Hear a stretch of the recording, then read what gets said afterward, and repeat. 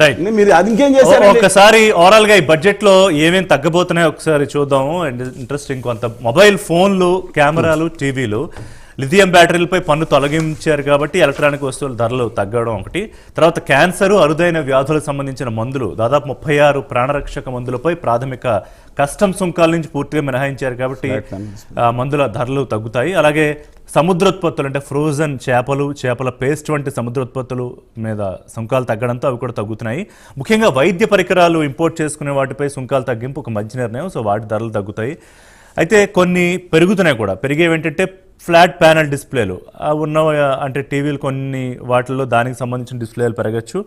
సిగరెట్లు పెరగడం మంచిదే, దాని మీద ట్యాక్సులు పెంచారు, అవి ధరలు పెరిగే అవకాశం ఉంది. ఎంత పెంచినా దాని అలవాటు ఉన్నవాళ్ళు పెద్దగా తగ్గించేస్తారు, మానేస్తారని అనుకోలేం. కానీ కొంత ఎంతో కొంత 4 చోట్ల 2 చోట్ల 1 తగ్గే అవకాశం కనిపిస్తుంది. మిగతా లిస్ట్ వచ్చాక కూడా మళ్ళీ నేను చెప్తాను.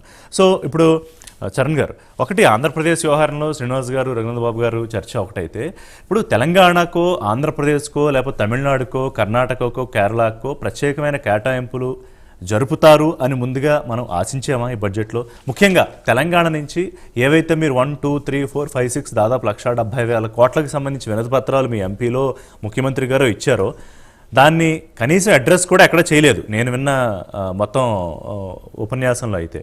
కానీ హోప్ ఉందా? అసలు ఓపే కార్ది ఇప్పుడు ఇవ్వకపోతేనేమో ఇవ్వలేదన్నారు. కేసీఆర్ గారు గత 10 సంవత్సరాల కాలం పాటు అడగలేదు, ఆయన ఫాలోఅప్ చేయలేదు, ప్రోగ్రెస్ రిపోర్ట్ ఇవ్వలేదు కాబట్టి ఇలా అని చెప్పారు.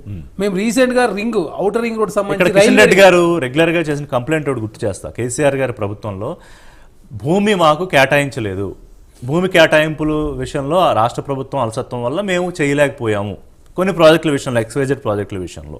ఇప్పుడు ఆ పరిస్థితి లేదు కదా. ఇప్పుడు కేంద్రం రెడీగా ఉంటే మీరు రెడీగా ఉన్నారు. మేము ప్రోగ్రెస్ రిపోర్ట్ కూడా కేంద్రం ఇచ్చినటువంటి నిధుల విషయంలో ఎప్పటికి ఎంతవరకు వర్క్ అయింది, ఇంకెంత కావాలి, నిధులకు సంబంధించి కూడా ఇప్పుడు కేసీఆర్ గారు 33 జిల్లాలు చేసిపోయాడు.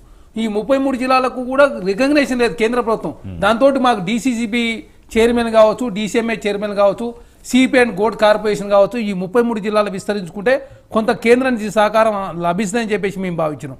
అయినా దానికి రికగ్నేషన్ లేదు. అదే కాకుండా ఔటర్ రింగ్ కూడా సంబంధించి ఔటర్ రింగ్ రైల్వేను శాంక్షన్ చేయని చెప్పేసి ఉన్నటువంటి కేంద్ర రైల్వే శాఖ మంత్రికి ఇచ్చిర్రు. అదే కాకుండా కిషన్ రెడ్డి గారిని, తెలంగాణ రాష్ట్రంలో గెలిచినటువంటి 8 మంది ఎంపీలని, కేంద్ర మంత్రికి సంజయ్ గారిని కూడా రిక్వెస్ట్ చేసిన సందర్భం దాని విషయంలో కూడా స్పందన ఉన్నట్టు కనపడతలేదు. అదే కాకుండా ఔటర్ రింగ్ రోడ్ RRR సంబంధించినటువంటి దక్షిణ భాగానికి సంబంధించి ఆల్రెడీ భూమి సేకరణ అయిపోయింది, దానికి అనుమతి ఇవ్వండి, ప్రత్యేక నిధులు అంటే దాని గురించి కూడా ఏం పెద్దగా ఈ బడ్జెట్లో పెద్దగా ఇచ్చినట్టు కనపడతలేదు. అదే కాకుండా మెట్రో విస్తరణ, మేము మెట్రో ఇంతకుముందు విస్తరణ కేసీఆర్ గారు 10 సంవత్సరాల కాలం పాటు మెట్రో విస్తరణ చేయలేదు కాబట్టి మెట్రో షామీర్పేట వరకు కావచ్చు, ఇటు శంషాబాద్ వరకు కావచ్చు, అటు మియాపూర్ నుంచి పటాన్ చెరువు వరకు కావచ్చు, ఇటు ఓల్డ్ సిటీ మెట్రో విస్తరణ కావచ్చు, దీని విషయంలో కూడా ఏం లేదు. అదే కాక 4th సిటీ నిర్మాణం కోసం కూడా కేంద్ర ప్రభుత్వాన్ని నిధులు అడిగిన సందర్భం. అదే కాకుండా మేము 26 అర్బన్ డెవలప్మెంట్ అథారిటీలు ఏర్పాటు చేసుకున్నాం, వాటిని గుర్తించండి అని చెప్పేసి మనోహర్ లాల్ ఖట్టర్ గారిని కలిసిన సందర్భం. ఎందుకంటే అర్బన్ డెవలప్మెంట్ నుంచి కొన్ని నిధులు వస్తాయని చెప్పేసి ప్రభుత్వం భావించింది. అదే కాకుండా 9th, 10th షెడ్యూల్ ఉన్నటువంటి విభజన హామీలు పరిష్కరించమని చెప్పినాం, అది అతి గతి లేకుండా అయిపోయింది. అదే కాకుండా వెనుకబడిన జిల్లాలకు సంబంధించి నిధులు అడినాం.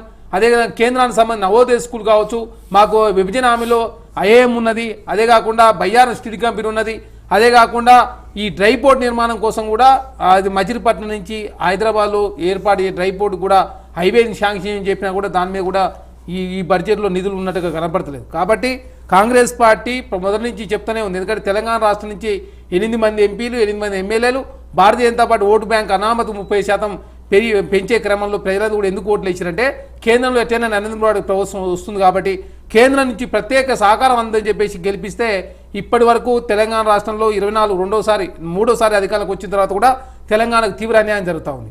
అదే కాకుండా ఆనాడు గుజరాత్ ముఖ్యమంత్రిగా ఉన్నప్పుడు నరేంద్ర మోడీ గారు కేంద్రం ఇచ్చే నిధులు 50% చేయాలని చెప్పేసి వారే డిమాండ్ చేశారు. అదే మాట్లాడదాం, అది ప్రత్యేకంగా. ఇప్పుడు కాంగ్రెస్ పార్టీ సార్ ఒక నిమిషం, ఇప్పుడు ఒక విమర్శ చేశారు రాహుల్ గాంధీ, దళితులు, ఆదివాసులు, వెనుకబడిన తరగతులు, మైనారిటీలకు ప్రాతినిధ్యం లేకపోవడం అనేది అన్యాయం, బడ్జెట్ రూపకల్పన కొంతమంది చేతుల్లో కేంద్రీకృతమైంది అని. దీనికి కౌంటర్గా బడ్జెట్లో ఉన్న ఎలకేషన్స్ నేను చెప్తాను, ఎందుకు మీరు సాటిస్ఫై అవ్వలేదు చెప్పండి. ఈ వర్గాలకు సంబంధించి ఎస్సీ ఎస్టీ మహిళలకు సంబంధించి 5 లక్షల మందికి 5 సంవత్సరాల కాల పరిమితితో టర్మ్ లోన్స్ ఒకటి, సూక్ష్మ అతి తరహా పరిశ్రమలు క్రెడిట్ 5 లక్షల మంది మహిళలకు, చాలా తక్కువ మంది తక్కువ మంది. 5 లక్షల మంది మహిళలు 150 కోట్ల జనాభాలో. సూక్ష్మ మధ్యతరహా పరిశ్రమలకు 10 లక్షల విలువైన క్రెడిట్ కార్డులు. ధన్ ధనియా కృషి యోజన, దీని ద్వారా 1.7 కోట్ల మంది రైతులకు గ్రామీణ శ్రేయస్సు. ఫుట్వేరు లెదర్ సెక్టార్కు దాదాపు 22 లక్షల మందికి 4 లక్షల కోట్ల ఆదాయం అందించే ఒక ఇది. అంటే ఓవరాల్గా మీరు అన్న నెంబర్ చూసుకుంటే 5 లక్షలు ఈజ్ వెరీ నామినల్ నెంబరా ఎస్సీ ఎస్టీ మహిళలకు సంబంధించి? Nominal number. వాళ్ళ పాపులేషన్ 15% ఉన్నప్పుడు మీరు 5 లక్షలు అంటే మనం ఇచ్చే రిజర్వేషన్లే ఓన్లీ ఎస్సీలకి 15%, ఎస్టీలకు 7%, అంటే మొత్తంగా 22% రిజర్వేషన్ ఇస్తున్నాం మనం.